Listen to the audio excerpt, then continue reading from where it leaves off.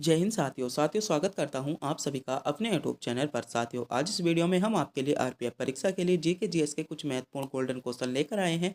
आज के सभी क्वेश्चन सेलेक्टेड इंपॉर्टेंट और गोल्डन क्वेश्चन होंगे और आज की वीडियो बहुत ही ज़्यादा सुपर फास्ट तरीके से होने वाली है।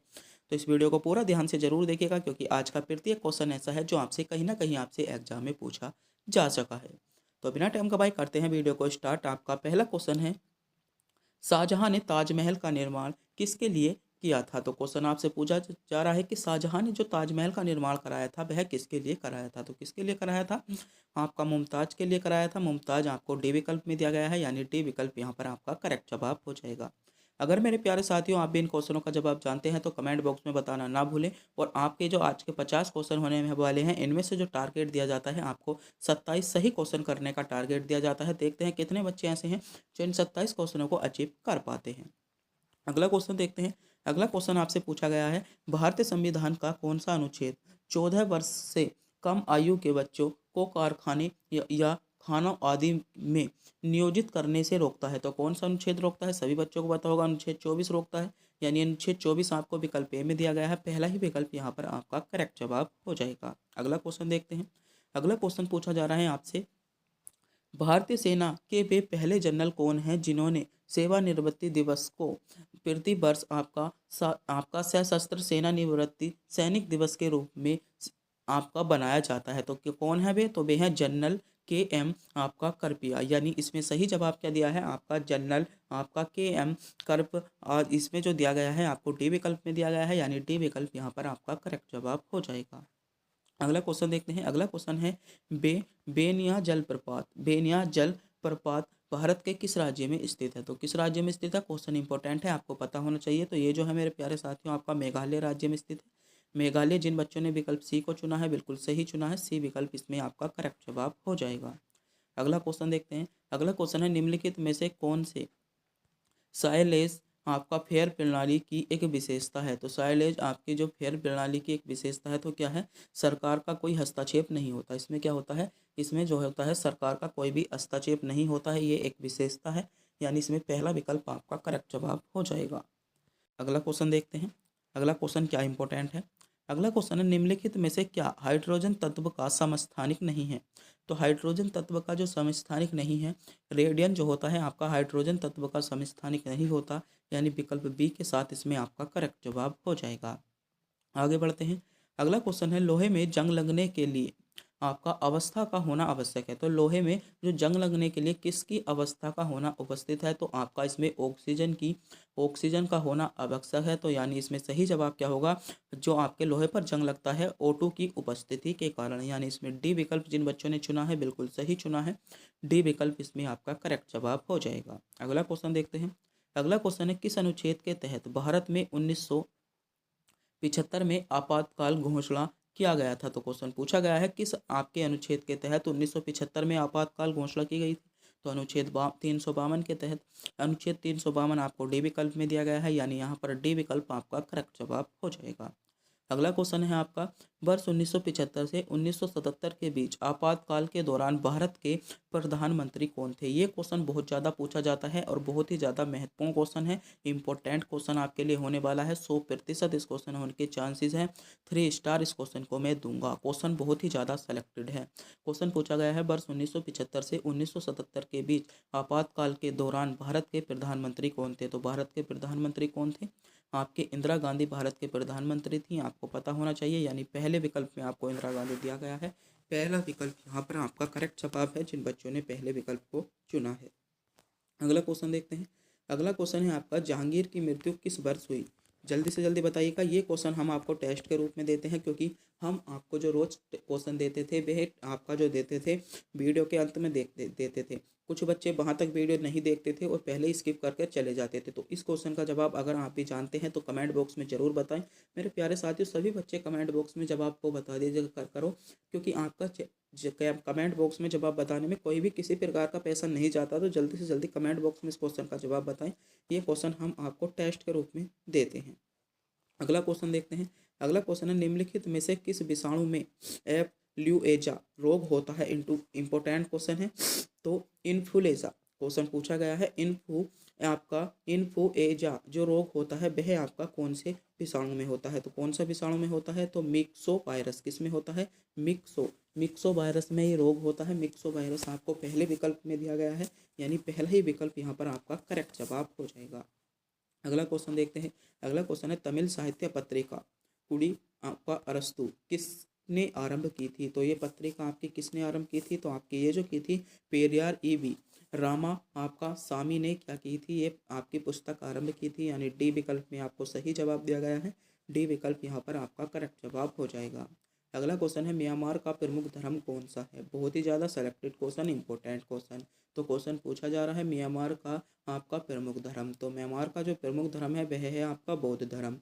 बौद्ध धर्म म्यांमार का प्रमुख धर्म है, यानी डी विकल्प में आपको दिया गया है। डी विकल्प आपका करेक्ट जवाब हो जाएगा। मेरे प्यारे साथियों, अगर आप भी इसकी पीडीएफ डाउनलोड करना चाहते हो तो पीडीएफ का लिंक आपको वीडियो के डिस्क्रिप्शन पे मिल जाएगा, वहाँ से जाकर आप पीडीएफ डाउनलोड कर सकते हो। और हमारे टेलीग्राम चैनल को भी ज्वाइन जरूर कर लें, क्योंकि टेलीग्राम को अगर हमारी ज्वाइन करेंगे तो वहाँ पर हम शहरी पीडीएफ और इम्पोर्टेंट जीके से रिलेटिव आपके इम्पोर्टेंट फैक्ट डालते हैं। तो प्लीज़ हमारे चैनल को सब्सक्राइब जरूर करें, और आप हमारे यूट्यूब चैनल को भी सब्सक्राइब कर लें, और आप टेलीग्राम चैनल को भी ज्वाइन करें। अगला क्वेश्चन देखते हैं। अगला क्वेश्चन है निम्नलिखित में से किस सूक्ष्म जीवी के कारण साइट्रस कैंसर होता है। इंपॉर्टेंट क्वेश्चन, तो ये किसके कारण होता है, तो ये जो होता है आपका जीवाणु यानी बैक्टीरिया के कारण होता है। किसके, आपका जीवाणु यानी बैक्टीरिया के कारण आपका साइट्रस कैंसर के क्या होता है, साइट्रस कैंसर होता है। आपको ध्यान रखना है, सी विकल्प आपका करेक्ट जवाब होगा।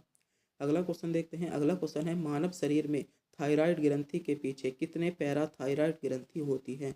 तो मानव शरीर में जो थायराइड ग्रंथि होती है, इसके पीछे अगर हम बात करें थायराइड ग्रंथि की, आपके पैराथायराइड ग्रंथि की बात, तो इसके पीछे आपकी 4 पैराथायराइड ग्रंथि होती हैं, यानी बी विकल्प में आपको 4 दिया गया है। चौथा बी विकल्प इसमें आपका करेक्ट जवाब हो जाएगा। अगला क्वेश्चन देखते हैं। अगला क्वेश्चन है किस भौतिक मात्रक का आपका इकाई पास्कल नहीं है, तो किस भौतिक मात्रक का इकाई पास्कल नहीं है, तो जड़त्व आघूर्ण का। जड़त्व आघूर्ण का जो है वह आपका पास्कल नहीं है। पहला विकल्प इसमें आपका सही जवाब होगा, जिन बच्चों ने विकल्प पहले को चुना है। अगला क्वेश्चन है भारत पृथ्वी के किस गोलार्ध में स्थित है, तो भारत जो पृथ्वी के गोलार्ध में स्थित है, तो भारत पृथ्वी के उत्तरी गोलार्ध में स्थित है, यानी जिन बच्चों ने विकल्प बी को चुना है, सही चुना है, बी विकल्प आपका करेक्ट जवाब होगा। अगला क्वेश्चन है संविधान की अनुसूची 7 में शिक्षा का विषय किस सूची में आता है, तो शिक्षा का विषय आपका किस सूची में आता है, ये आपसे क्वेश्चन पूछा गया है। आपको पता होना चाहिए शिक्षा का विषय आपका किस सूची में आता है, क्योंकि ये क्वेश्चन आपका इम्पोर्टेंट है।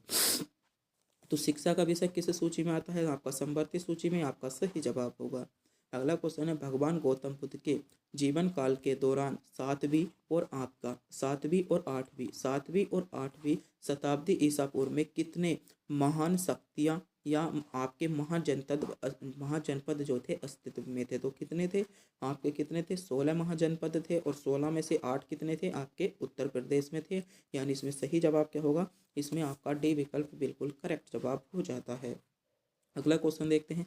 अगला क्वेश्चन है निम्नलिखित में से कौन योजना आयोग का अध्यक्ष भी होता है, तो क्वेश्चन पूछा गया है योजना आयोग का अध्यक्ष, तो योजना आयोग का अध्यक्ष जो होता है आपका भारत का प्रधानमंत्री योजना आयोग का अध्यक्ष भी होता है, आपको पता होना चाहिए, यानी सी विकल्प में आपको प्रधानमंत्री दिया गया है, सी विकल्प आपका करेक्ट जवाब हो जाएगा।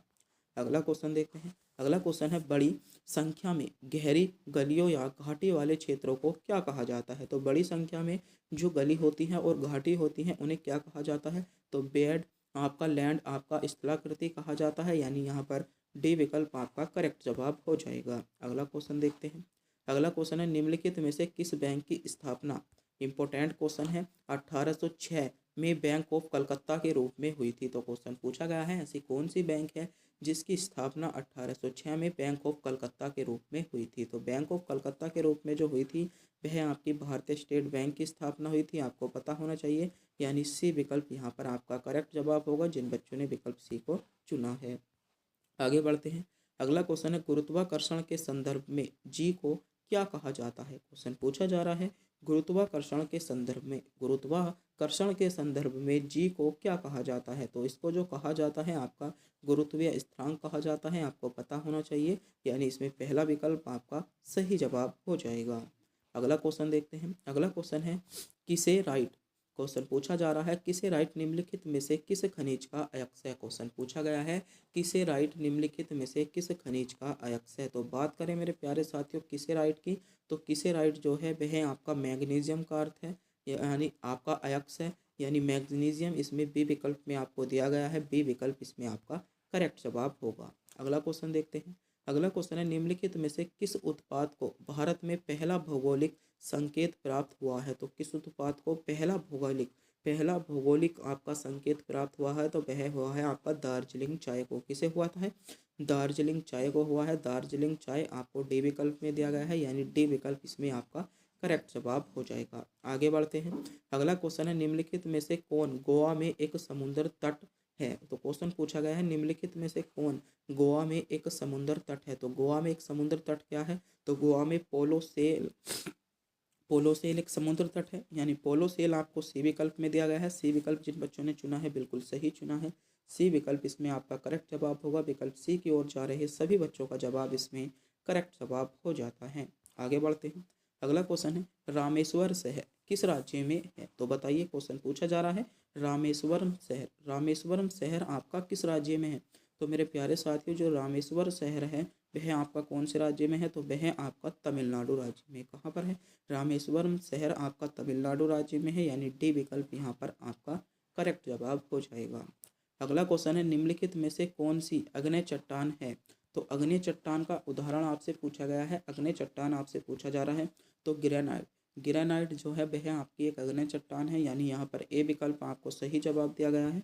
जिन बच्चों ने विकल्प ए को चुना है बिल्कुल सही चुना है। अग्नेय चट्टान जो होती हैं आपकी ग्रेनाइट होती हैं, पहला विकल्प आपका करेक्ट जवाब हो जाएगा। आगे बढ़ते हैं। अगला क्वेश्चन है लोकसभा अपना इस्तीफा निम्नलिखित में से किसे सौंप सकते हैं। क्वेश्चन पूछा गया है लोकसभा का जो अध्यक्ष होता है, लोकसभा अध्यक्ष अपना इस्तीफा, तो लोकसभा का जो अध्यक्ष होता है वह अपना इस्तीफा लोकसभा के उपाध्यक्ष को देता है। किसको देता है, लोकसभा के उपाध्यक्ष को देता है, यानी लोकसभा के उपाध्यक्ष इसमें पहले विकल्प में दिया गया है, पहला विकल्प आपका करेक्ट जवाब होगा।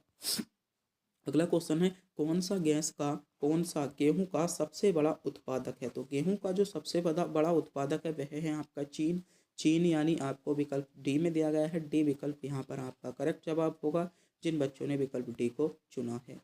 अगला क्वेश्चन है बीरबल किसकी अदालत में एक सलाहकार था। क्वेश्चन पूछा जा रहा है बीरबल किसकी अदालत में एक सलाहकार था। तो बीरबल अकबर की अदालत में एक सलाहकार था, आपको पता होगा। अगला क्वेश्चन है अकबर के शासनकाल के दौरान मुगल साम्राज्य का वित्त मंत्री कौन था। क्वेश्चन इंपॉर्टेंट है, पता होना चाहिए। क्वेश्चन पूछा गया है, आपको पता होना चाहिए। क्वेश्चन बहुत ही ज़्यादा इंपॉर्टेंट है कि अकबर के शासनकाल के दौरान मुगल साम्राज्य का वित्त मंत्री कौन था। तो अकबर के जो शासनकाल के दौरान मुगल साम्राज्य का वित्त मंत्री था वह था आपका राजा टोडरमल। कौन था, राजा टोडरमल था। राजा टोडरमल आपको विकल्प ए में दिया गया है, यानी ए विकल्प यहाँ पर आपका करेक्ट जवाब हो जाएगा। अगला क्वेश्चन देखते हैं।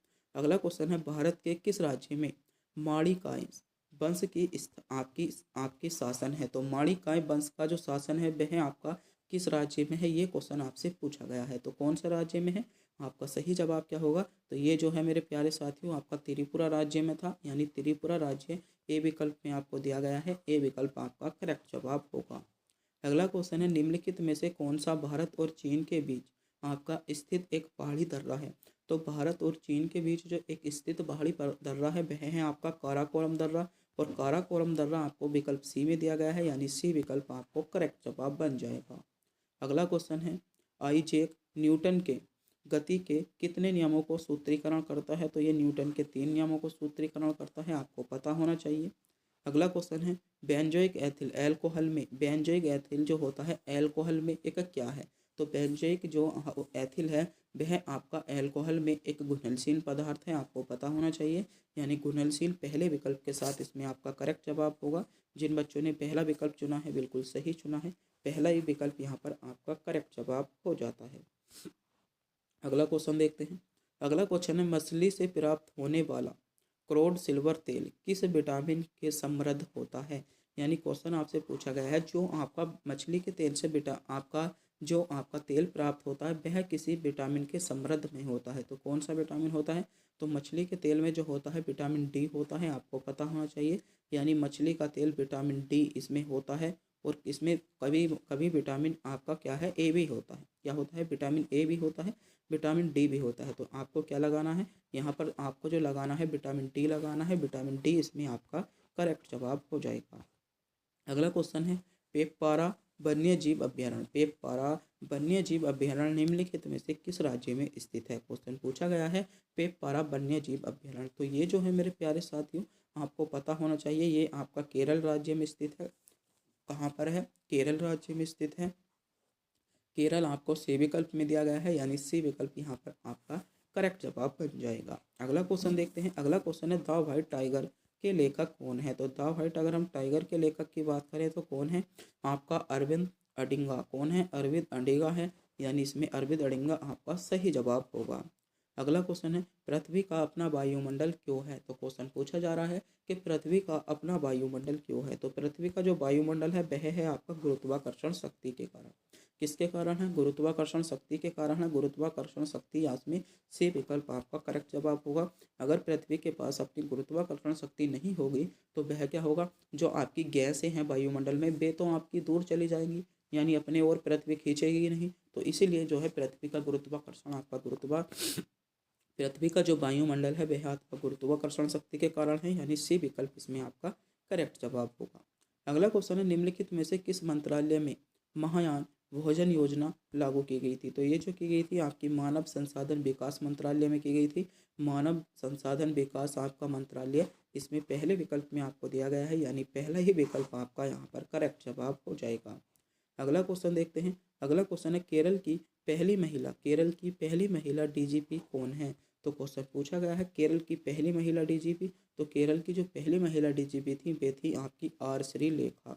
आर श्रीलेखा जो है वे केरल की पहली महिला डीजीपी हैं, यानी इसमें डी विकल्प आपका करेक्ट जवाब होगा। जिन बच्चों ने विकल्प डी चुना है बिल्कुल सही चुना है, डी विकल्प आपका करेक्ट जवाब हो जाता है। अगला क्वेश्चन है, निम्नलिखित में से कौन निर्विरोध चुने गए थे भारत के राष्ट्रपति के रूप में। यानी क्वेश्चन आपसे पूछा गया है भारत के राष्ट्रपति के रूप में निर्विरोध किसे चुना गया था।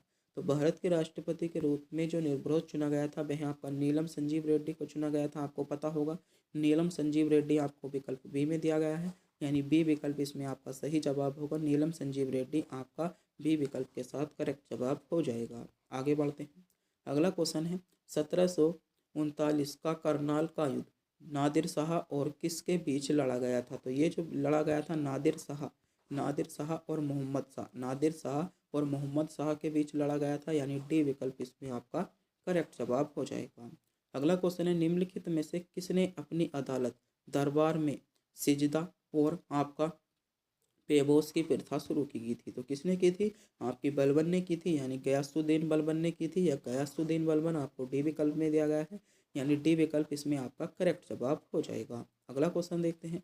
अगला क्वेश्चन है, महाराजा सवाई जय सिंह द्वितीय द्वारा आपका नारहड़गढ़ किले का निर्माण किस वर्ष में कराया गया था। तो इस किले का जो निर्माण कराया था वो आपका 1734 में कराया था। 1734 यानी डी विकल्प में आपको दिया गया है, विकल्प डी आपका करेक्ट जवाब हो जाएगा। अगला क्वेश्चन है, और इस क्वेश्चन का जवाब भी हम आपसे टेस्ट के रूप में जानना चाहते हैं। अगर आप भी इस क्वेश्चन का जवाब जानते हैं तो कमेंट बॉक्स में ज़रूर बताएं। क्वेश्चन है, गेटवे ऑफ इंडिया को निम्नलिखित में से किसने डिजाइन किया। तो आज की वीडियो में हमने आपको केवल 2 क्वेश्चन दिए गए हैं जिनका जवाब आपको कमेंट बॉक्स में बताना होगा। पहला क्वेश्चन है आपका कि जहांगीर की मृत्यु कब हुई थी। पहला क्वेश्चन ये पूछा गया है, जहांगीर की मृत्यु कब हुई थी। दूसरा क्वेश्चन है आपका गेटवे ऑफ इंडिया को निम्नलिखित में से किसने डिजाइन किया था।